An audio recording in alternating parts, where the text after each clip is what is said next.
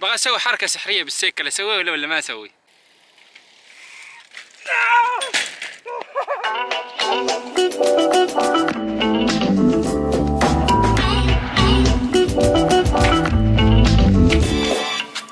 السلام عليكم، كيف حالكم؟ اليوم الجو حلو، بوديكم مكان وانا سعيد. لا، خلصنا اختباراتنا اليوم، بس انا ما سعيد، انا علي.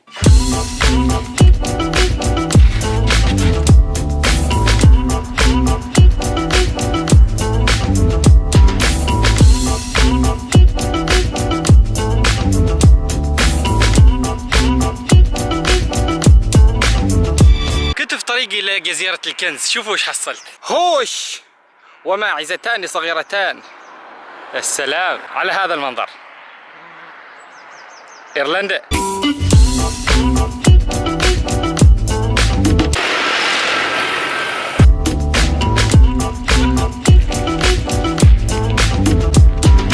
سيارة جاية من البحر، تشوفوها؟ بالضبط، هو ذا المكان اللي ابغى اجيبكم اياه، الشارع اللي يختفي في البحر. هذه طلعت سيارة شرطة جايين طارينا 200، لكن الامور طيبة، بس احنا بنجرب. شرطة طيبين. شوفوا هذا الشارع، الله يسلمكم، اللي شاف فيلم ذا وومن ان بلاك، فيلم رعب. هذا الشارع فخور، البحر راقع، عشان كذي ما في ماي، لكن اصلا لما البحر يسقي، لما يجي المد، هذا المكان كله ينترس ماي. هذه الحواجز اللي تشوفوهن يختفن، معناته ما حد يقدر يروح هذيك الجزيرة وما حد يقدر يرجع. نحن اليوم بنسير ما بسيارة، بنروح على السيكل. هذا الخور كامل، شوفوا هني ماي، شوفوا كله بحر. فإذا رحنا الجزيرة وتأخرنا ما بنقدر نرجع، نسي الجزيرة نشوفها ونرجع. تعرفون ان احنا الحين نمشي في البحر؟ شوفوا هذا المكان كامل المفروض يكون بحر، ماي بحر، لكن نحن ما يهمنا. شوف هن هذيلا النقص الموجودات، إذا غطاها الماي كامل، ما كامل أصلا خلاص، إذا ما تشوف القاعدة معناتك ما تقدر تروح الجزيرة، وفي وايدات منهن هناك على مد البصر. شوفوهن هن ذيلاك، صدقوا أو لا تصدقوا، هذا ماسح، هذا بحر واحنا نمشي فيه.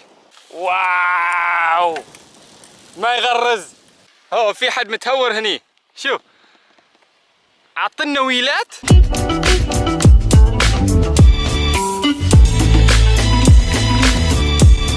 جات في راسي فكرة، بغى اسوي حركة سحرية بالسيكل، اسويها ولا ما اسوي؟ متهور ولا لا؟ لان عارفوا هذا المكان ممتاز حال اي واحد يبغى يتعلم سياقة، يبغى يكسر عمره، يبغى يسوي اي شيء. سيح فاضي. تعرفوا ايش بسوي؟ بضرب بريك وبوقف على التاير اللي قدامي، بنشوف بقدر اسويها ولا لا. سويتها ولا لا؟ سويتها ولا لا؟ بنعيدها مرة ثانية يمكن تزبط أكثر.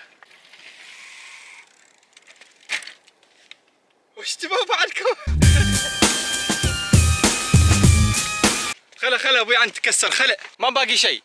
هذه النقصة 13، هذيك النقصة 14، آخر نقصة، وهي ذيك الجزيرة هناك قريب. وصلنا الجزيرة. المياه بنغرز ولا لا؟ يس، ما غرزنا. وصلنا. السلام، وصلنا يا الربع، وصلنا. هذه جزيرتنا، هذا خورنا. هذا وش قلعة ولا بيت وراه؟ قلعة أو بيت قديم في مدخل جزيرتنا، بداية ممتازة. وهذا إلى أصدقائنا يرحبوا بنا، شكرا. الطريق إلى أين سوف يؤدي؟ الصراحة الطريق حلو، شوف المنظر، والطريق هني، السلام. وتوقعوا كالعادة وش حصلت هني؟ أهم شيء بار على الجزيرة، صدقوا أو لا تصدقوا، وفي ناس تسكن هني، هذه فيلج. ما قالوا هذه جزيرة وخلاص ما حد بيسكنها، لا، على فكرة هذه الجزيرة لما يختفي الشارع اللي أنا جيت منه ما حد يقدر يدخل ويطلع منها، لكن في ناس يسكنوا هني. حاشا أنا ما بغى أسكن هني. استقبال حار، يعني هذا يستقبلني. آسف صديقي، وصلت، قالوا ممنوع السيايير، لكن أنا على سيكل. كمل ولا لا؟ بكمل، بشوف وين بوصل. ما توقعت ان المكان بيكون كذي حلو. ايش تبغوا؟ سلايقو. نعبر من هنا، هكذا هناك تحت حلو، راسي هناك. لا اخ اخ اخ كيف طحت انا؟ المكان كله شوك. كيف يصيروا هناك؟ مشي طريق هني قبل ينبسي مني غيار. شوف كيف بحر، يا سلام. وبنزل تحت منك، بنجرب ننزل منه. أخرت، ما بقدر أنزل، مكان خطير، ما بغى أموت، لكن مكان حلو. وأنا أحسن لي أرجع حسيكلي عن حديث أرقى. بسم الله. أغوص شوف مغاوص. بسم الله. حسيكلي على قيد الحياة وبنكمل طريقنا. الحين اقتنعت ليش قالوا سيارات ماشي. سيكلي شغل نظام الانزلاق، قمت تتزلق، فأحسن لي أرجع لأنه مستحيل أكمل خلاص. المنظر ما زال ولا أروع. شوفوا ايش حصلت، شاطئ حلو. واو واو واو ممتاز. شوف هني وانت طالع من الجزيرة يقولك don't get caught by the tide، وقت عشان تطلع من الجزيرة قبل لا يستوي المد. هذه صورة الشارع طالع، هذه الصورة الشارع مختفي، شايفين؟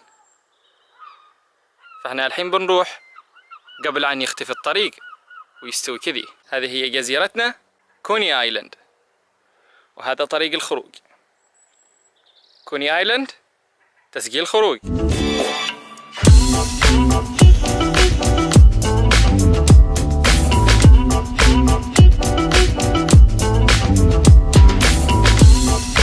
ما شاء الله مستمتعين بالاجواء. كلمة اليوم راح تكون متعلقة بالكلمة القبلية اللي خبرتكم اياها اللي هي encourage. هذه تقول courage بروحها. Have you got the courage to do this؟ هل لديك العزيمة على انك تفعل هذا؟ يعني مثلا باغيين تركبوا جبل واخوك الصغير ياك ابى اروح معكم ابى اروح معكم، تقول له have you got the courage to do this؟ هل لديك العزيمة عشان تسوي هذا الشيء؟ yes I've got the courage. خلاص بما ان عند العزيمة شله وراك الجبل. هيا نكمل طريق العودة إلى المنزل. چلو.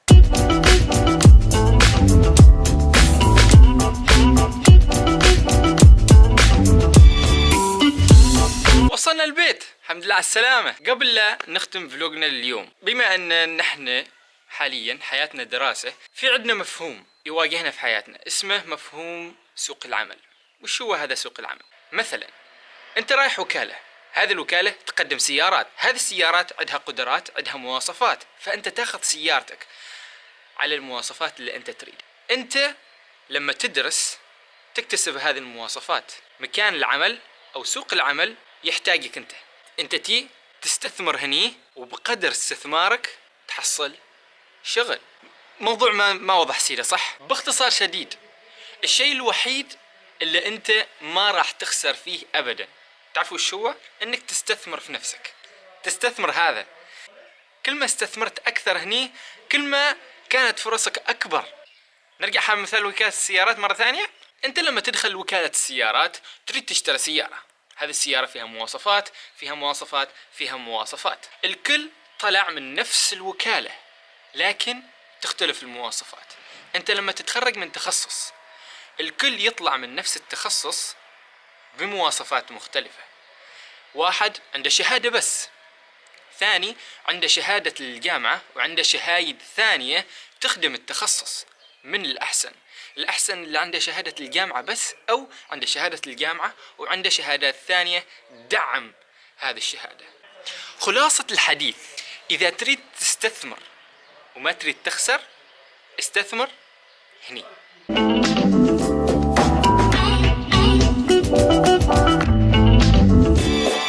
في موضوع أخير قبل لا نروح عنكم، ألا وهو الفلوقات الماضية. في وايد من الفلوقات الماضية فيها كم كبير من المعلومات وفيها كم كبير من النصائح للطلبة اللي بيجوا للابتعاث.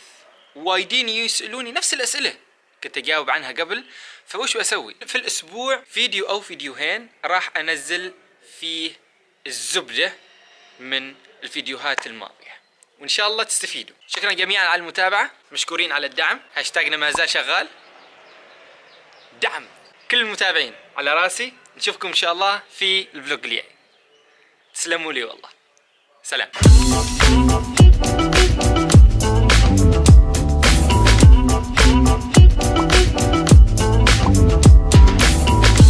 تجربة تنجح ولا لا. بخلي السيكل ما مربوط، بدخل اشتري الواير وبطلع بشوفه بينسرق ولا لا، بنقر. نحن وحظنا عاد.